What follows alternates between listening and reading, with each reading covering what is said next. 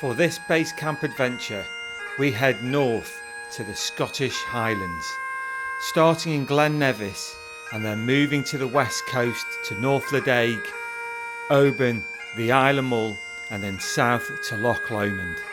Join me and share in this wonderful adventure.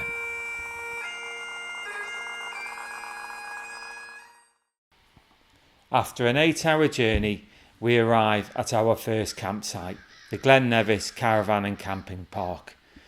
The campsite is flanked by the lower slopes of Glen Nevis. In fact, I'm sure I could reduce my journey time by at least an hour had I not been continuously stopping to admire the views of the Highlands en route. We excitedly check in at reception and hurry off to find our pitch.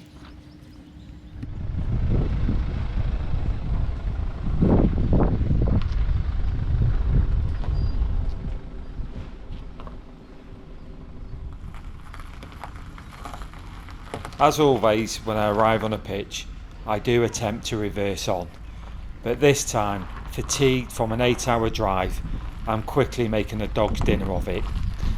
So I revert to the get out of jail free card, which is the motor mover, and use the mover to put it nicely on the pitch.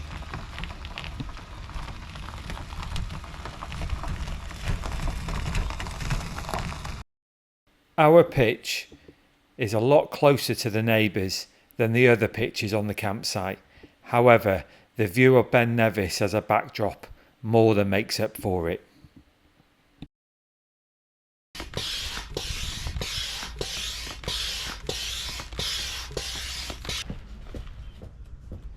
For this trip, we're using the Vango RVA1 awning.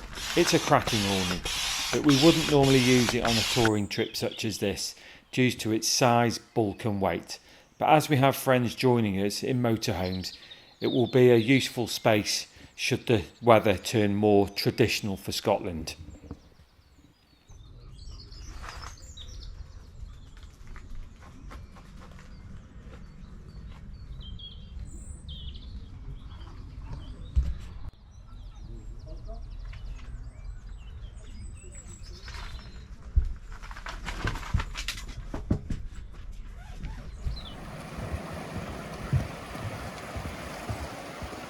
It's been a long day, so I'll take the dog for a walk around the campsite before hitting the hay, ready for tomorrow's adventure to the Glen Nevis.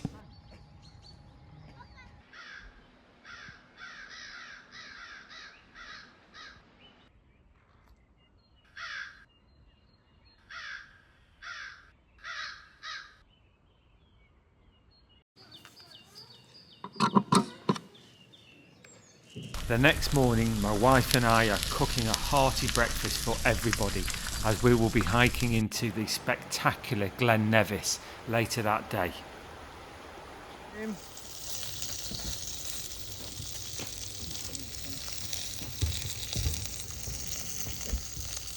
What a beautiful morning! Here comes the cavalry for breakfast. Morning, morning! Morning! We've just made tea for Paul Brooklyn. The hike into Glen Nevis starts from a car park about 3 miles from the Glen Nevis campsite. The walk itself is a combination of roads, footpaths and gorge walking.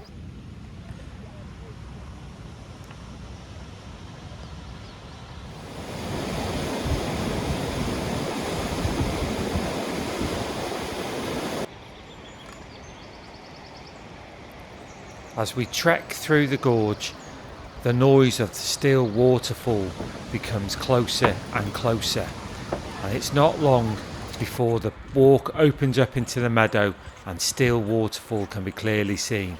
And it's here that lies the main attraction, the wire bridge across the Glen Nevis River to get to the foot of the waterfall. And we're all keen to have a go.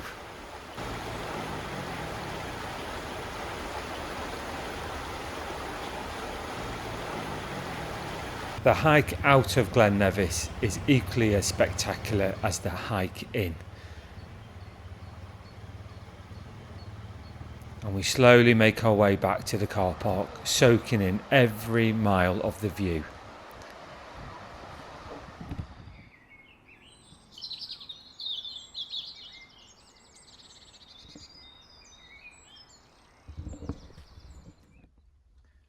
So we're back at the base camp and it looks like we've knackered the dog again. Off for a boat tour in half an hour.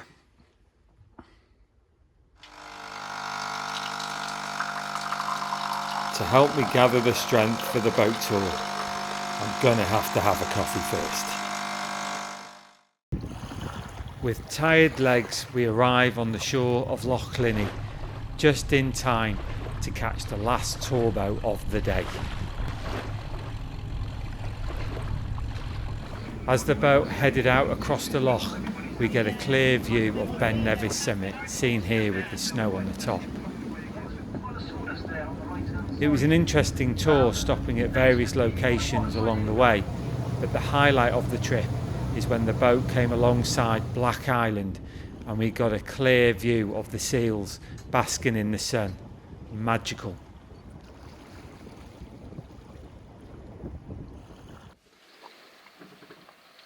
Well, it looks like the rain gods have caught up with us again. You must have found out I was thinking about base camping.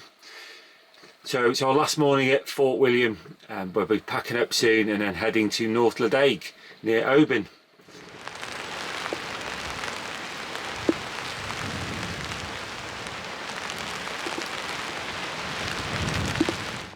After yesterday's adventures, it's probably just as well as it's raining, because I don't think the dog's going to be up to much.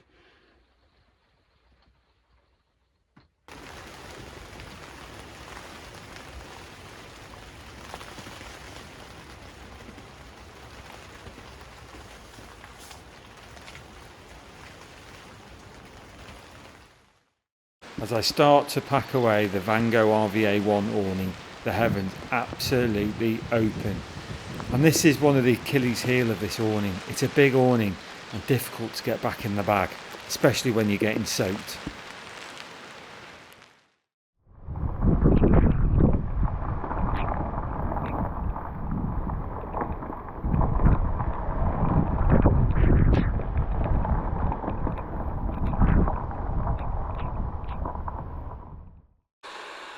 Our next pitch is at the beautiful North Ledaig Caravan Park, 6 miles north of Oban. The site itself is located on the 2-mile shingle beach of Ardmuknish Bay. And our pitch is situated 1 row back from the beach. Beautiful location.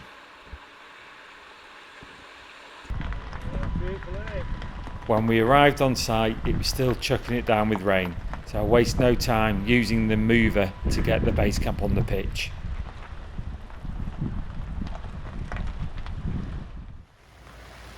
It'd be fair to say we got absolutely drenched setting up here at North Ledaig, after getting drenched packing up at the Glen Nevis. But we're on our pitch now. View out the window. Absolutely amazing. Imagine that if the sun was out. And there's the dog, still knackered from yesterday.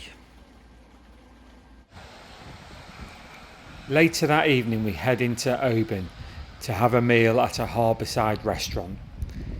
And after we've eaten, the rain finally clears and we're gifted a lovely sky and sunset.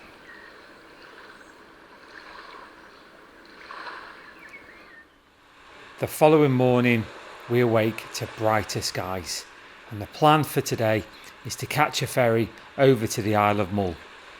But first I must walk the dog along this beautiful shingle beach.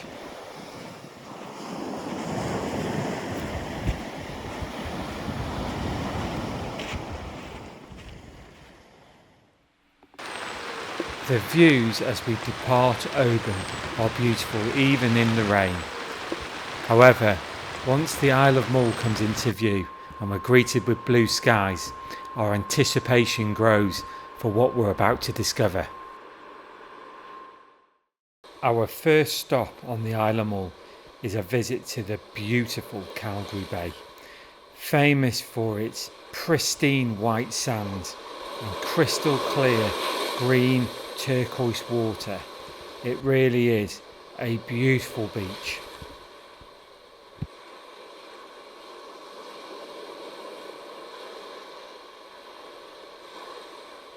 From the beach there is a very scenic walk along the headland, which we took the dogs for a good run along.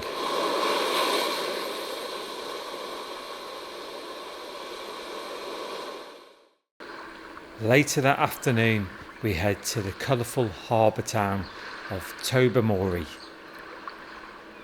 And right on the harbour there is a fisherman's pier fish and chip shop. It would be rude not to.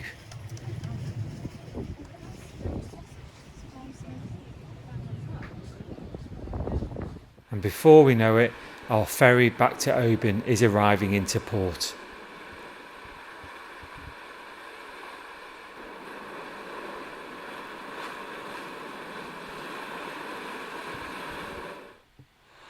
Back at the base camp, it's time for some food and drink and relax.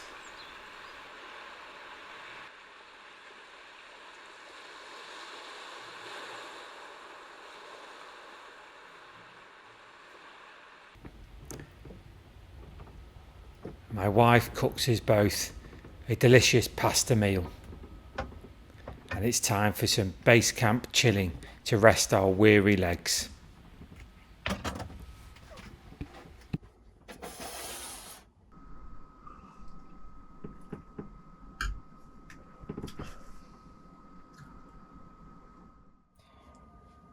Relaxing morning in the base camp this morning.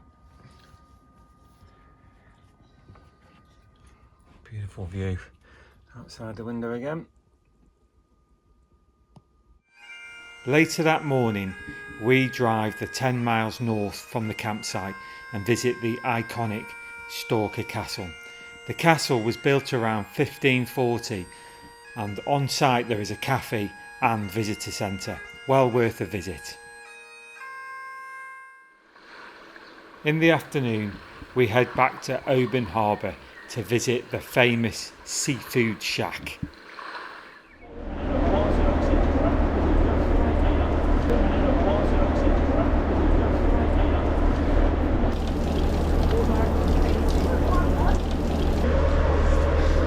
Oh, they're amazing. They are absolutely delicious. You go first. Go on, you go first.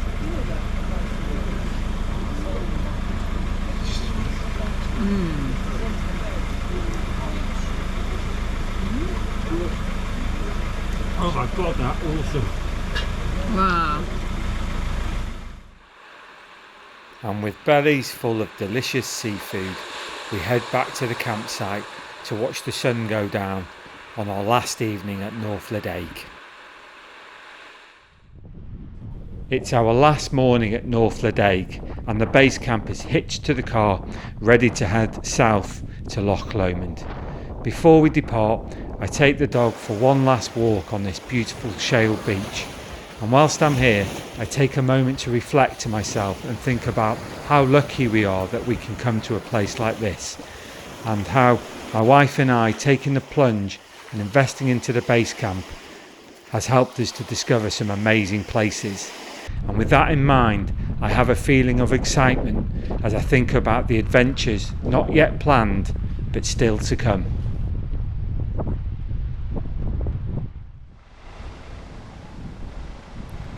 After a 2-hour drive, slowly winding our way down through the Scottish Highlands, we arrive at our final destination for this trip.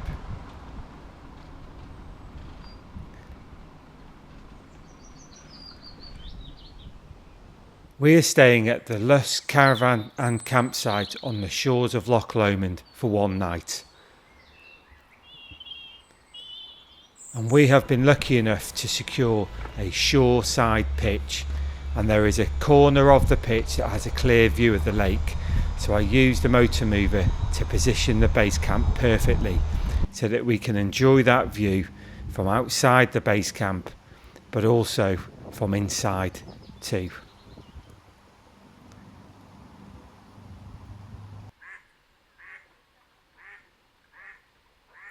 Our pitch also has a private access down to the shoreside beach.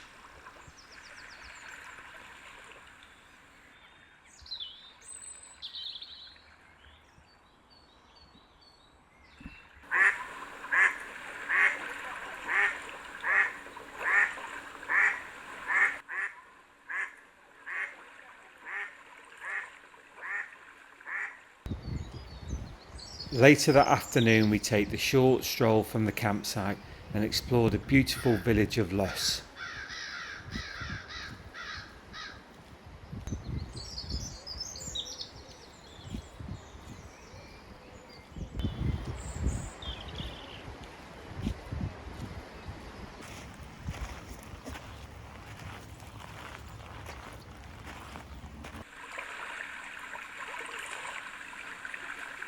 We then return to the base camp to fire up our uni pizza oven and cook pizzas for our last meal in Scotland.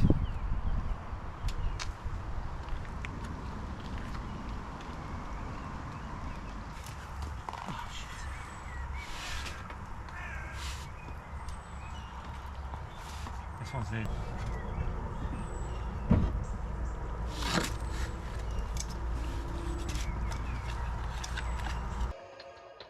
And as the rain moves in on our final evening, we settle down in the base camp with a drink and a good film.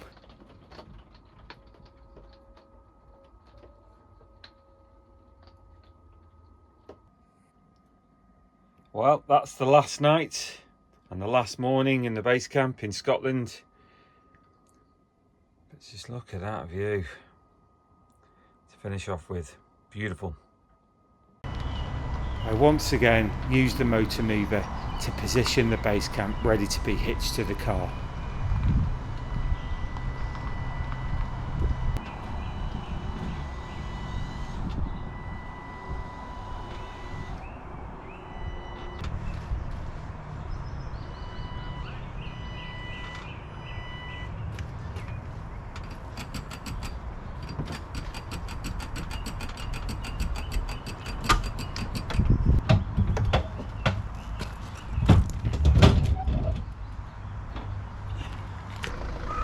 That brings to an end an epic base camp adventure.